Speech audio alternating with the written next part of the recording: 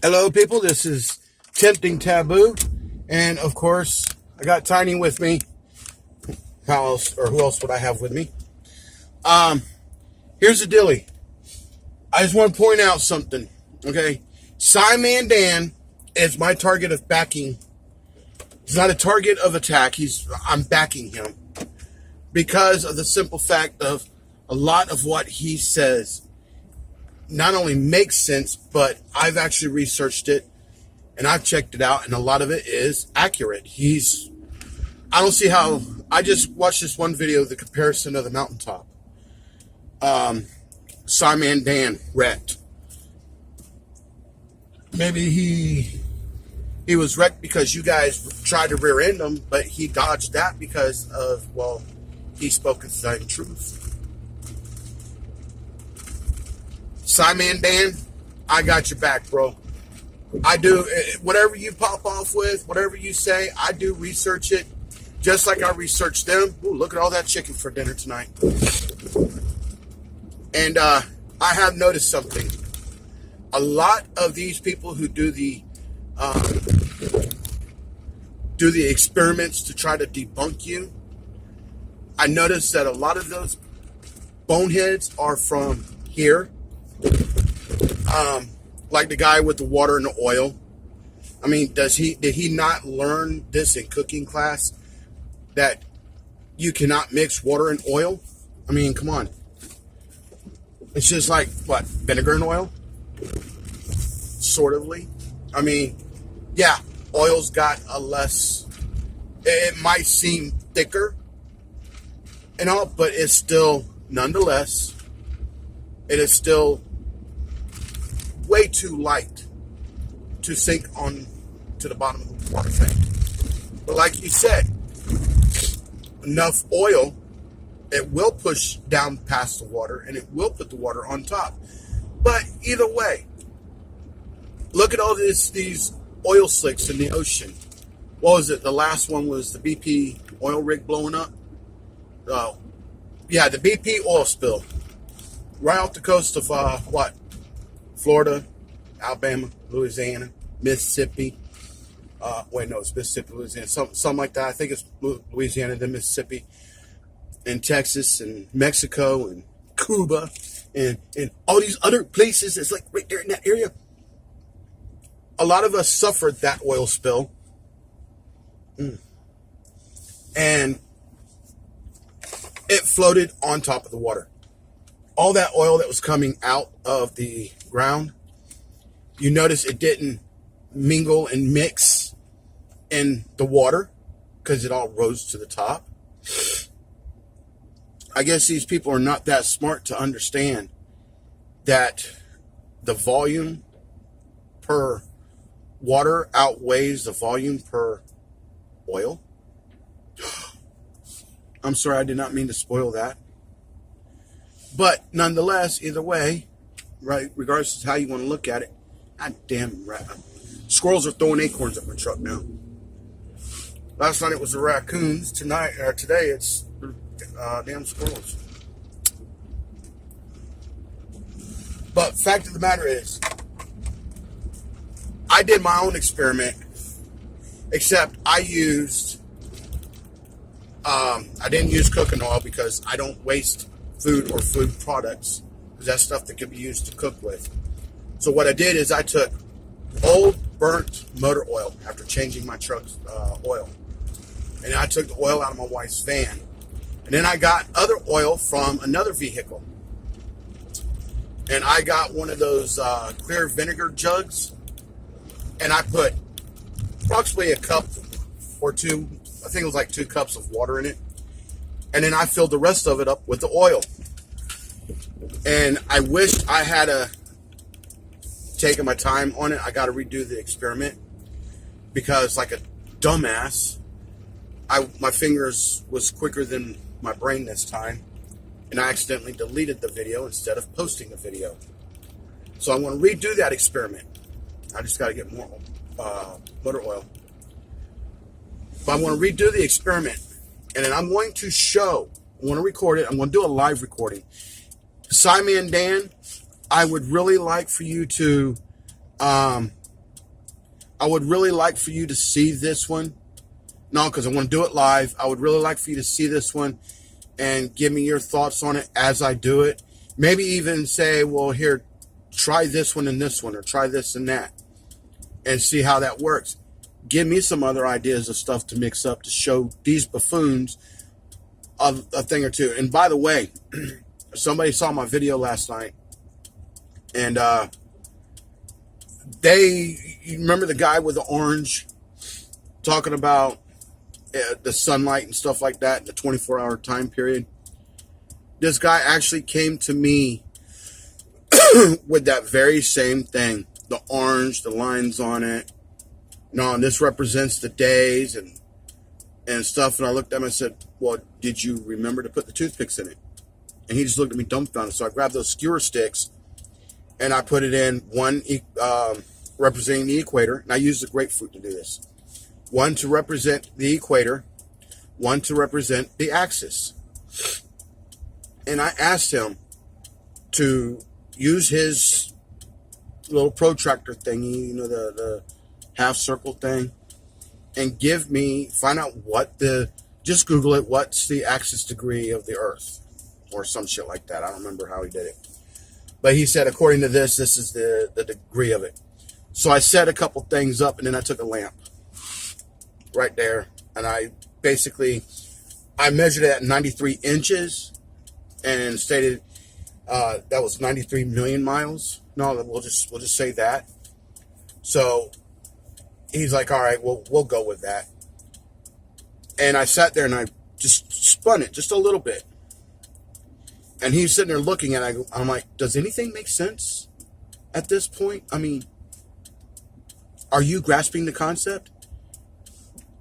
And he just looked at me kind of funny. I said, this represents the 1,500 miles that the Earth is spinning, or however many miles it spins. And I spun it. And I told him, I said, now let me know when something clicks. Let me know when this makes sense. And all he can say is, well, where's the moon? You don't have no moon. You don't have... I'm like, you were talking about sunlight in daytime and those hours. Didn't say anything about a damn moon. Fine. Moved it to the edge of the dresser, or the table, I mean. And I put a moon there, and I actually moved the lamp further back. And I stated, well, let's go a little bit further back. I grabbed my 300-foot tape, and I went 93 feet. And told him, this is 93 million miles right here. And then I went and grabbed a regular tape measure, a 30-foot tape measure, and I measured out 24 inches. And I thought about it for a second. I'm like, no. Yeah, 24 inches. This will be 240,000 miles right there. And I told him, this is the sun, this is the moon. And I did one of those little spindle things, and I just tapped it. And everything spun perfectly. And the hardest part about it is it took longer than I expected it to figure out how to do the balance thing. But when I figured it out, it worked out perfect. He actually looked at it and went, oh, I see what you're talking about now. But duh! And then, like 2 minutes later, some other guy who was there, he was one of these gravity doesn't exist thing. I'm like, okay, in what way? So he takes a bottle of water. You should know this one, because this is one that everybody laughs at. He takes the bottle of water and he pours it over this very same grapefruit. And he goes, if there was gravity, this wouldn't stay on there. I'm like, dude, if there was gravity, the water wouldn't fall to the ground. And he just looked at me. I said, go ahead, dump it on there. So he dumped it on there, and the water went straight to the ground. No, it went right over the grapefruit and went right to the ground. I said, if there was no gravity, that would have touched the ground. Oh, wait, I'm sorry. Did I just make common sense there? I think I did. I got a few laughs out of that one, though. But my point was made. And I told him, I said, here's what y'all are not grasping. And this is all common sense stuff. All right? We have this thing that's inside the earth that's called an inner core. that inner core spins at a certain speed. Because that spins at a certain speed, the outer core, which is the lava, spins with it. Differently than, come on, you got a ball that spins a certain speed. You got water that spins a certain speed.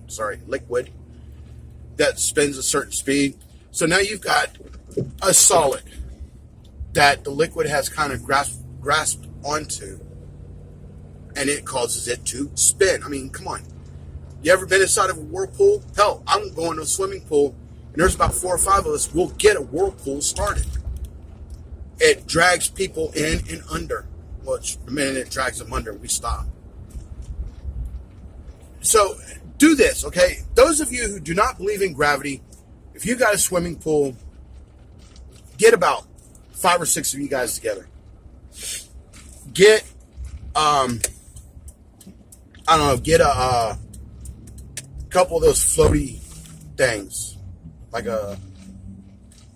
just make it a small floaty, kind of what you put on a kid's arm or something. Get a couple of those, throw them in a pool. Y'all start spinning in a circle. It doesn't even have to be one person in the middle or anything like that. Just start going around in a circle and go as fast as you can. And keep going really, really fast. Try not to bump into the guy in front of you, though. And try not to get bumped into by the person behind you. Should have got gas there last night. It's cheaper. And then see how that works, because as you are representing the outer core. Or you could represent the crust, whichever. But either way, you're representing some part of the earth. The center of that is going to be your inner core. Holy shit, am I starting to make sense on how to do this? You will see the floaties, even though y'all are moving around in circles, you will see that the floaties are actually starting to pull inward. Come on, if I could get somebody from the 5-foot section to get pulled under, and we're in the 3-foot section, and they got pulled under, got pulled closer, that should say something. Now, here's also another thing to learn. There was some other guy, I don't remember what it was he said, but it did catch my attention. I did do I did write up a little thing to do an experiment with. I just don't remember what it was. Oh, the guy with the magnets and that little barrier thingy. Wow. Brodo. And I called you Brodo because, you're a thing or two. I heard so much about Lord of the Rings and those little guys, the whatever they're called, the half-wit guys. I don't know the names of them. But here's the thing. This is something that you guys got to understand, all right? The reason why you don't grasp the concept of magnetic force and how we are where we are at in space and the gravitational pull of this and that. If you have a item that is larger than another item, but that other item is spinning just right to have just enough of a gravitational resistance or pull, it's called a balance. You should try it sometime. Get you a tightrope, go about 500 feet in the air, take it across to the next, whatever. You walk across it. You're going to actually make it from point A to point B because of your fear that you're going to fall and not walk away from it. So you're going to keep perfect balance. That's the planets in the universe. In our solar system. That is our planets. Because they have that fear of falling off the gravitational pull, and before you know it, kabam. No, say it ain't so. They're just floating out there like that. Crap, what that Planet X, whatever the name of it is. Nibiru, whatever.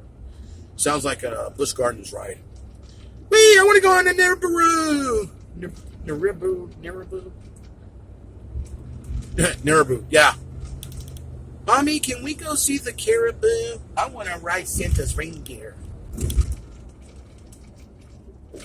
Damn red lights, I hate them.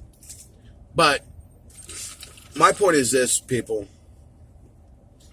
If you're going to discredit somebody, make sure you have the right equipment to do so. Make sure you have the proper research when doing it. Because if you don't have that proper research, well, you're only making a fool out of yourselves. Like those guys with the weather thing. Oh, this 500 is supposed to be 500 miles long, but if you look at it, it's going across half the United States.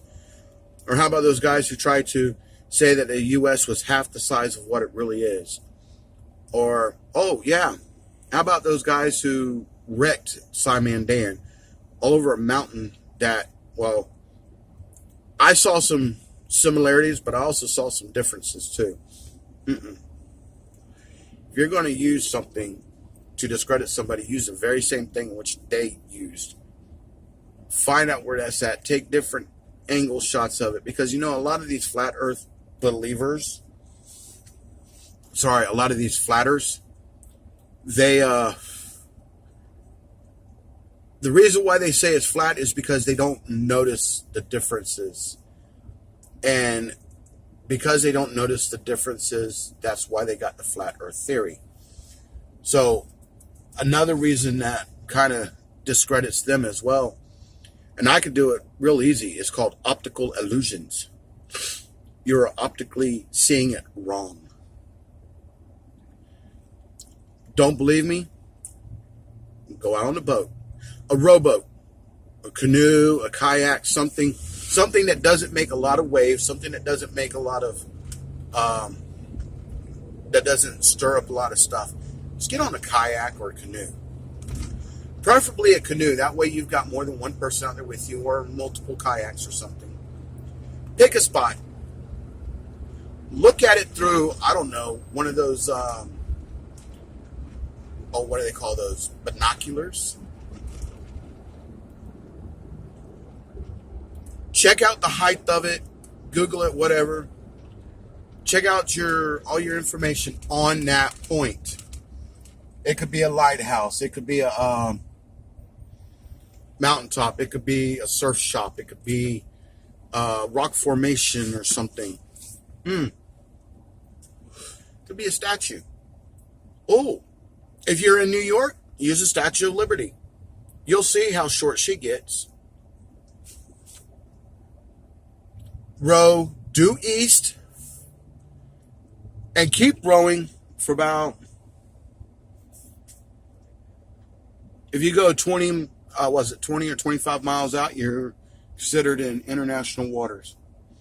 So go about 1 mile shy of that. Turn around and take a look. You'll see how short Lady Liberty really is. And then turn around, head back, keep your eye on her at all times, and you'll see just how quickly she grows. She's like a child. You blink, she's older. She's taller. She's more mature. And you're not going to sit here and tell me that you could stand on your doorstep in your house, take out a pair of binoculars and see France. If you could do that, buddy, well, congratulations. You just proved me wrong. And believe me, I've had plenty of MREs to back me up on this. I stood on the shores of Portugal. I couldn't even see Iceland. And that's like closer than the U.S. So, So, to all you people who try to want to debunk somebody, make sure you have your evidence on hand. Ooh, something new going on. And I say this with total and utter disrespect to you people. Because I've seen how a lot of y'all are trying to team up against SciMan Dan. You're trying to make him out to look bad. You're trying to make him out to look like he's the idiot. When in reality, whenever you try to debunk somebody with the lack of evidence in which y'all have, like that mountaintop, so to speak, what y'all need to do is figure out who, what, when, where, why, and how before you do anything else. Now, be a true detective, okay? Look at things like this and look at things like that and then blah, blah, blah, blah, blah, blah, blah. You know how that works. You played Clue as a kid, didn't you? I hope so. Because if you didn't, oh, wait, no, you didn't because, well, look at where y'all are at now. I mean, come on. You take the picture of a mountaintop. You find one that is so much closer in resemblance to another mountaintop, and you take that one.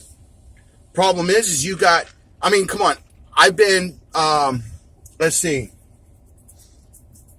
Hell, I've been through the Rockies, and I've seen so many trees and mountaintops and stuff. I've seen some mountaintops that actually look the same, and I'm looking at them like this. One's over here, one's over here. And I took pictures.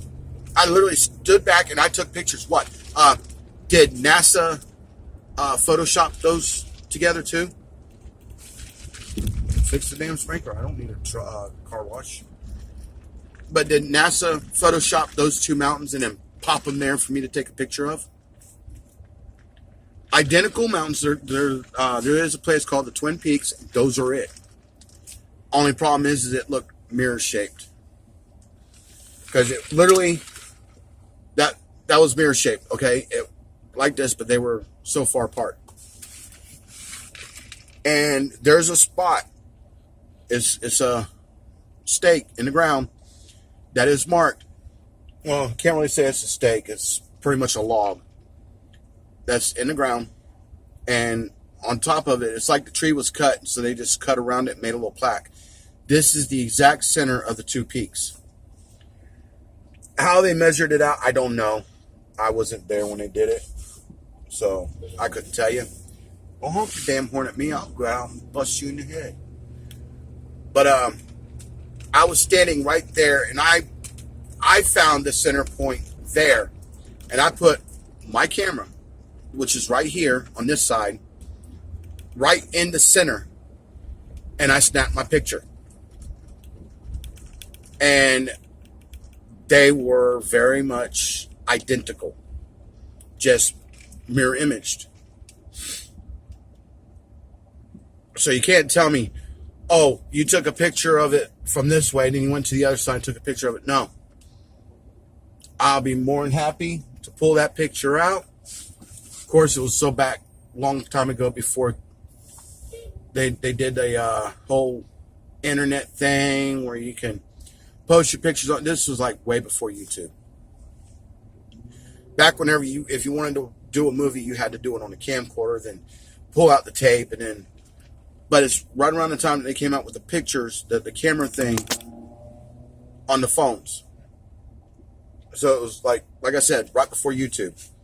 So I have that one there. I wonder if the batteries still be good on it.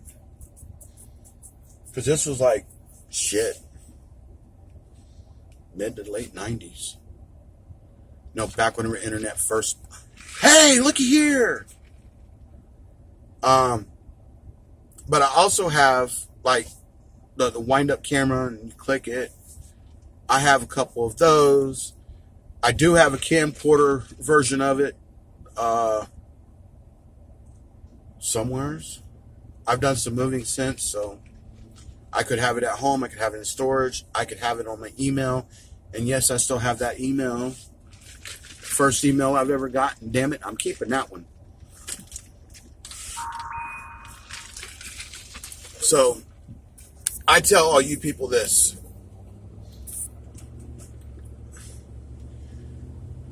before you open your mouth, if you could do that. Move! But think before you open your mouth. Make sure you have all the proper evidence on hand. Because whenever I watch another one of these debunking SciMan Dan videos, I'm going to, like, okay, he's the one that did all the research on that. He's the one that proved Earth is round. And that guy, Ranty, thank you for helping to prove Dan right on his efforts on your efforts trying to debunk him. You proved him right. So I thank you for that. And Dan, don't look at it as these guys are trying to debunk you.